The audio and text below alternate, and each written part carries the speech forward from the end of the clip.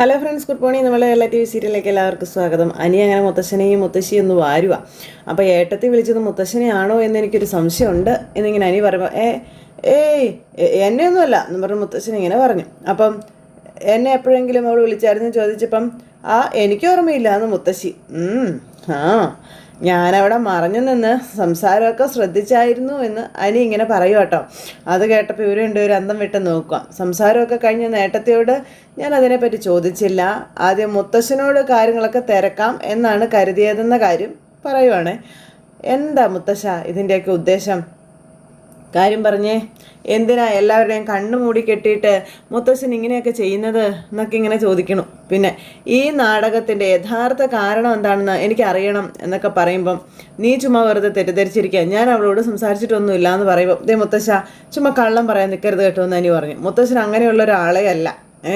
ഇന്ന് മുത്തശ്ശൻ ഏട്ടത്തിയോട് സംസാരിച്ചിട്ടുണ്ട്, ഏട്ടത്തിയെ അപ്രിഷ്യേറ്റ് ചെയ്തിട്ടുമുണ്ട് എന്നൊക്കെ പറയുമ്പോൾ ദേ ഇത്രയൊക്കെ മോൻ മനസ്സിലാക്കിയ സ്ഥിതിക്ക് എന്ന് പറയുമ്പോഴേക്കും എന്തിനാ മുത്തശ്ശനെ പേടിച്ച് നിർത്തിയത് എന്ന് അനി ചോദിച്ചു.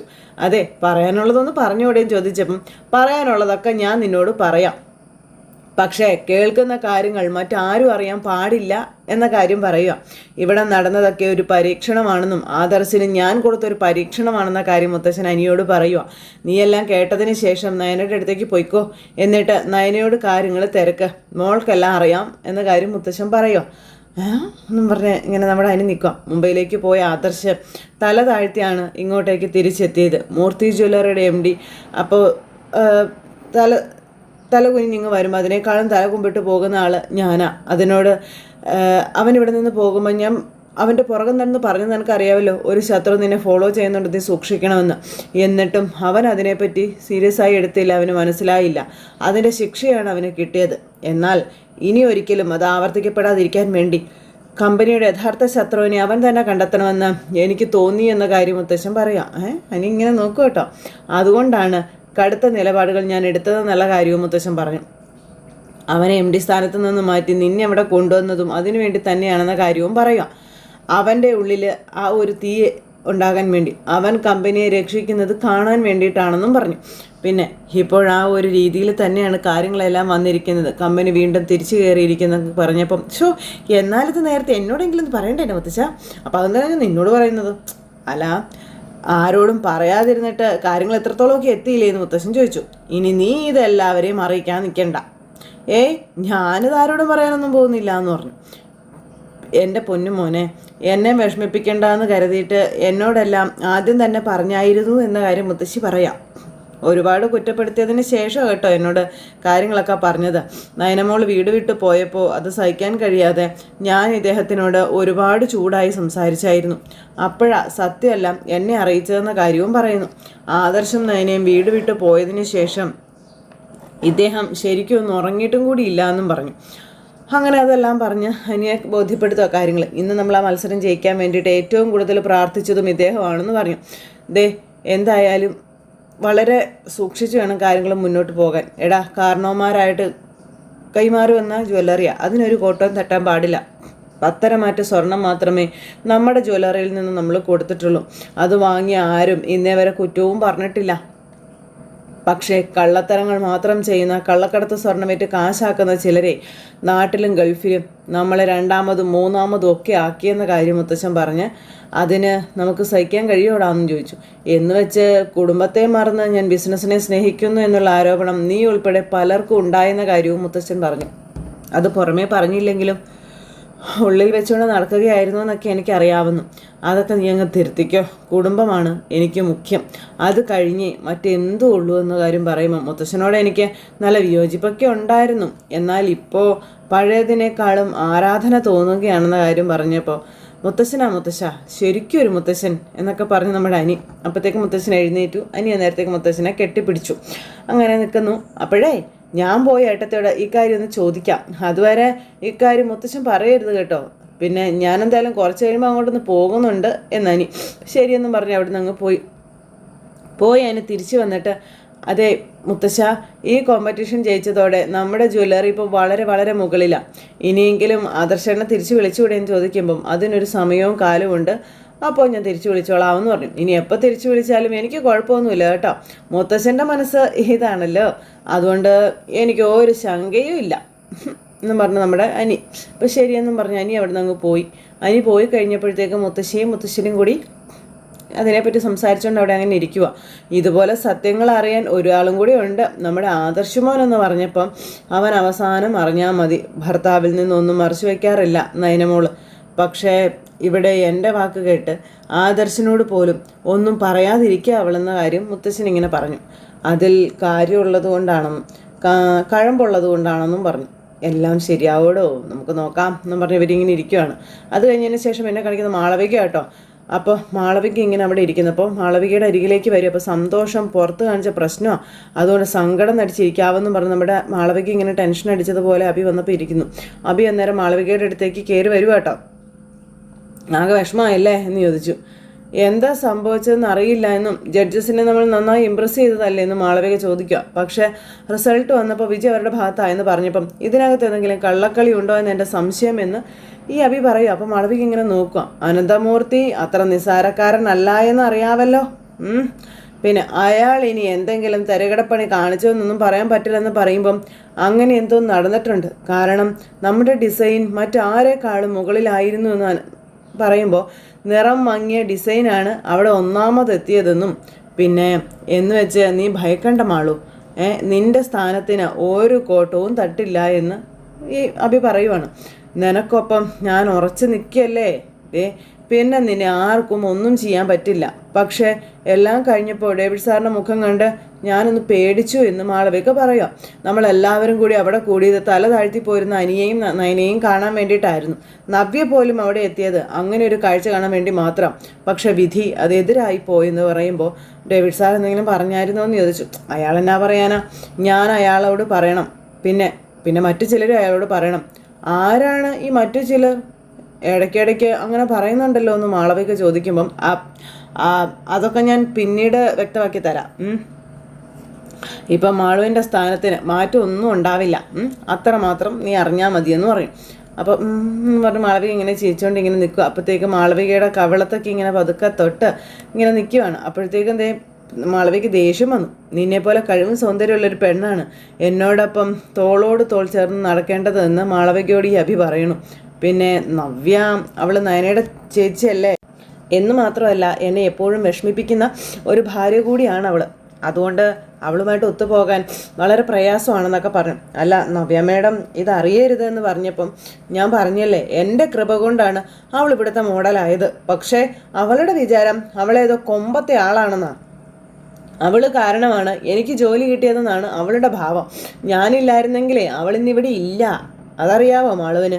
അതുപോലെ തന്നെ ഞാൻ നിനക്കൊപ്പം ഉറച്ചു നിൽക്കുന്നിടത്തോളം കാലം നിനക്കൊന്നും സംഭവിക്കില്ല എന്നും അബി മാളവികയോട് പറയണു. അബിയാണെങ്കിൽ കിട്ടിയ അവസരം മുഴുവൻ മുതലെടുക്കാനായിട്ടുള്ള ശ്രമത്തിലാണ്. അങ്ങനെ പറഞ്ഞിട്ട് അബി അവിടെ നിന്ന് അങ്ങോട്ടേക്ക് പോയി. അബി അങ്ങ് പോയി കഴിഞ്ഞപ്പോഴത്തേക്ക് മാളവികയ്ക്ക് ഭയങ്കര ദേഷ്യമായിട്ട് അബിയോട് വരുന്നത്. കലി കയറി ഇങ്ങനെ മാളവിക അവിടെ ഇരിക്കുക. ഇത് കഴിഞ്ഞതിന് ശേഷം എന്നെ കാണിക്കുന്നത് നയനയാണ്.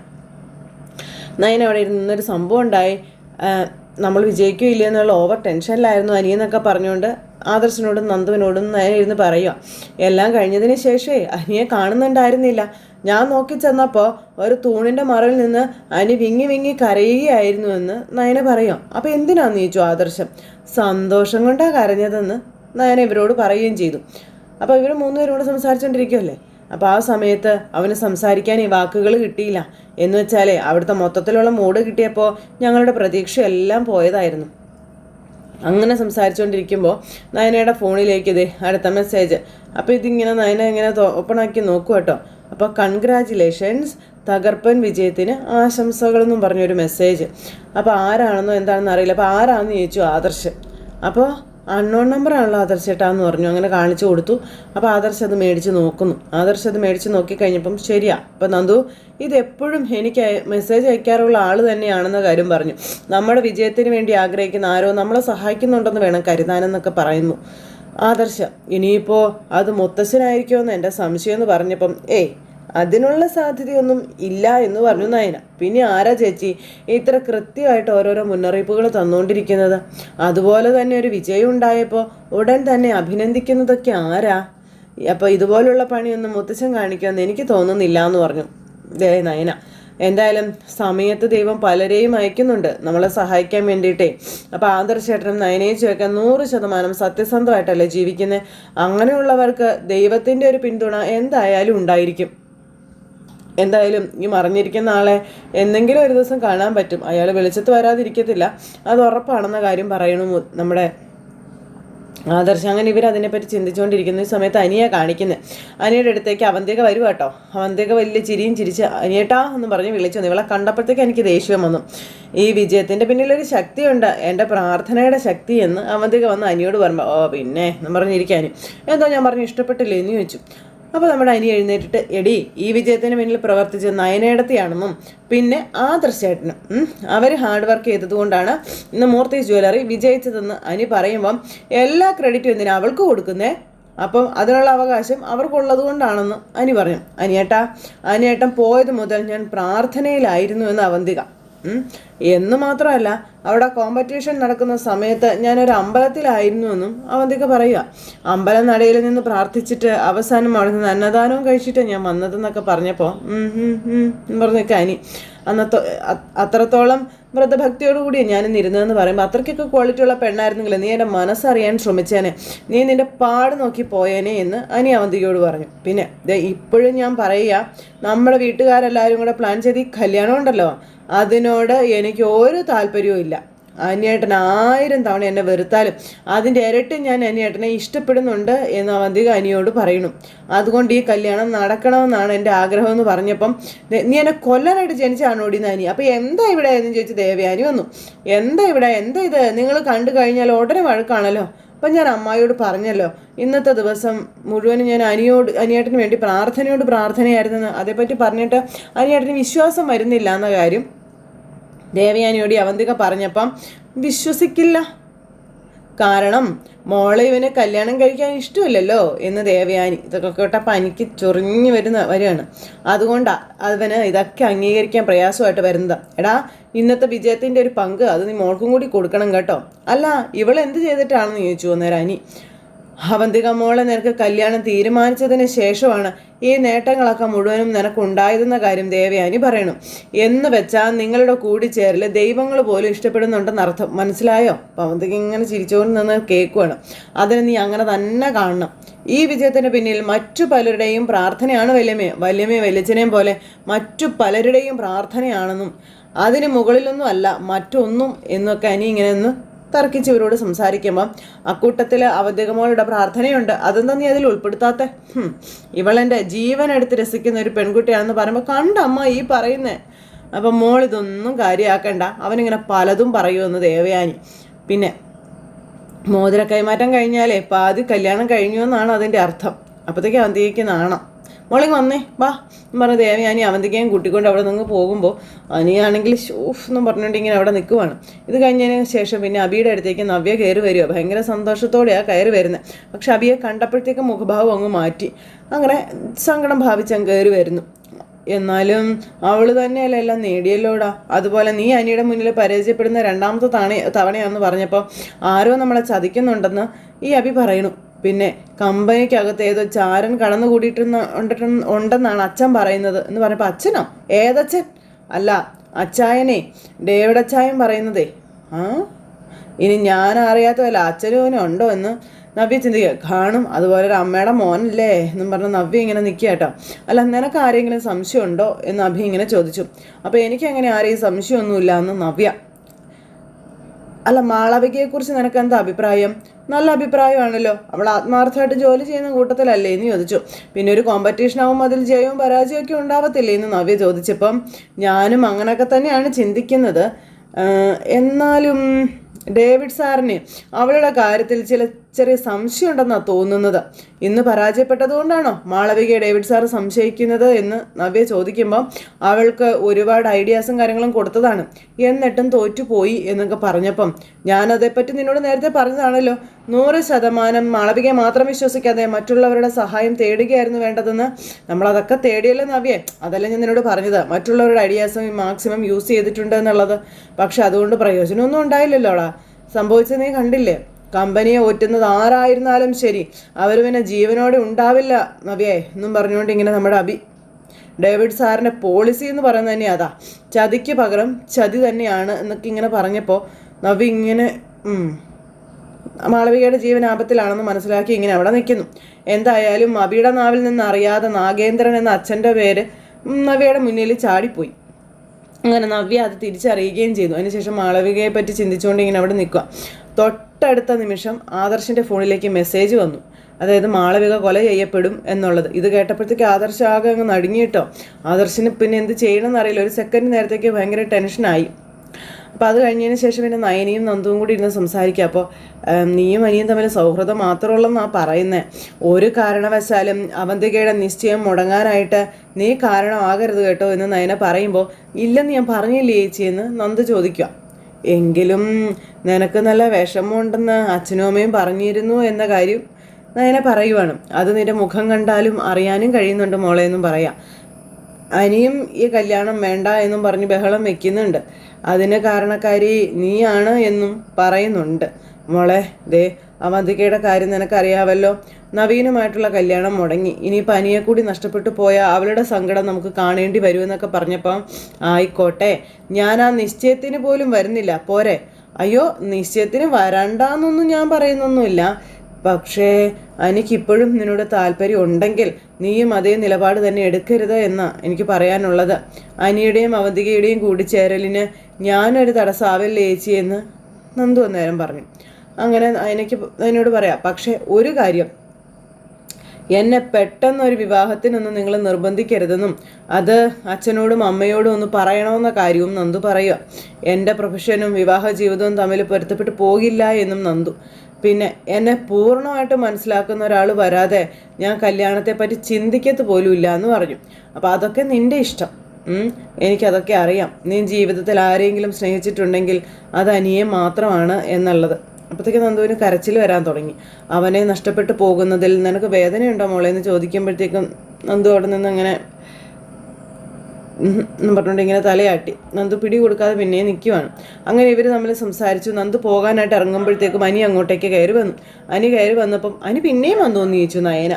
അപ്പം ഞാൻ പോയിട്ട് വരാൻ ചേച്ചി എന്നും പറഞ്ഞുകൊണ്ട് നമ്മുടെ നന്ദു അവിടെ നിന്ന് അങ്ങ് പോവുകട്ടോ. അപ്പം നന്ദു പോകുന്നത് കണ്ടപ്പോൾ എനിക്ക് ഭയങ്കര സങ്കടമായി. അപ്പം നന്ദുവിനെ കാണാൻ വേണ്ടി തന്നെ നീ വന്നതാണല്ലേ എന്ന് ചോദിച്ചു. അപ്പോൾ ഒരിക്കലുമല്ല, ഞാൻ ചില കാര്യങ്ങൾ അറിയാൻ വേണ്ടി വന്നതാണെന്ന് അനി ഇങ്ങനെ പറയുവാണ്. ഫംഗ്ഷൻ നടക്കുന്ന സമയത്ത് ഏട്ടത്തിക്ക് മുത്തശ്ശൻ്റെ കോള് വന്നായിരുന്നല്ലോ, ഇല്ലേ?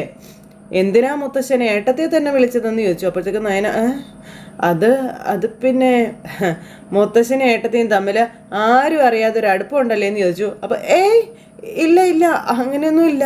എന്നാൽ പിന്നെ ഫംഗ്ഷൻ കഴിഞ്ഞപ്പോൾ മാറി നിന്ന് മുത്തശ്ശനോട് സംസാരിച്ചത് എന്തിനാണെന്ന് ചോദിച്ചു. നയന കളക്ഷൻസ് വിജയിച്ചതിൻ്റെ പേരിൽ മുത്തശ്ശൻ ഒരുപാട് അഭിനന്ദിച്ചില്ലേന്ന് ചോദിച്ചു. എന്തൊക്കെയാണ് നീ പറയുന്നത്? അങ്ങനെയൊന്നും ഇല്ല. ഞാൻ പറയുന്നതേ വ്യക്തമായിട്ടുള്ള ധാരണയോടുകൂടി തന്നെയാണെന്നും ഇനി ഏട്ടത്തി കള്ളം പറയേണ്ട ആവശ്യമില്ല. അങ്ങനെ കള്ളം പറയാനുള്ള വഴക്കമൊന്നും ഏട്ടത്തിയുടെ നാവിനില്ല എന്നും അനി പറയാം. ആദർശേട്ടൻ പോലും അറിയാതെ മുത്തശ്ശനും ഏട്ടത്തിയും കൂടെ ചേർന്ന് എല്ലാവരെയും പറ്റിച്ചുകൊണ്ടിരിക്കുകയായിരുന്നല്ലേ എന്ന് അനി ഇങ്ങനെ ചോദിച്ചപ്പം നയനി ഇങ്ങനെ പേടിച്ച് സങ്കടപ്പെട്ട് അനിയെ നോക്കി നിൽക്കുന്നൊരു സിറ്റുവേഷൻ കാണിച്ചിട്ടുണ്ട്. അതോടുകൂടി ഇന്നത്തെ കഥ അവസാനിച്ചിട്ടുള്ളത്. അപ്പോൾ എല്ലാവരും കാത്തിരുന്ന് കാണണം കേട്ടോ. എല്ലാവർക്കും നല്ലൊരു ദിവസം ആശംസിക്കുകയാണേ. വീണ്ടും കാണുന്നത് വരെ എല്ലാവർക്കും ടാറ്റാ.